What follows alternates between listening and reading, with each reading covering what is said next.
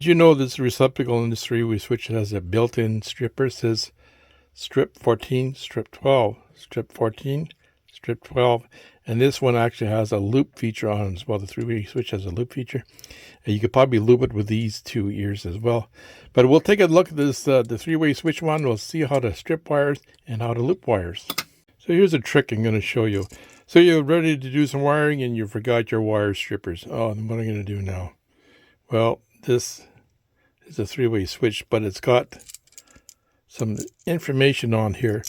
I don't know if you can see it here. It says strip 14, strip 12, and it's got loophole written here. And on the back, it has indication how much to strip off right here. So I'm gonna try this out today. Make sure you have it on the 14 side. You're going to have to force it in here. It's going to be a tight fit. Now we've got it in here. We're just going to use the switch now and turn it on to remove the plastic from the wire here. 3 or 4 times should be sufficient enough here.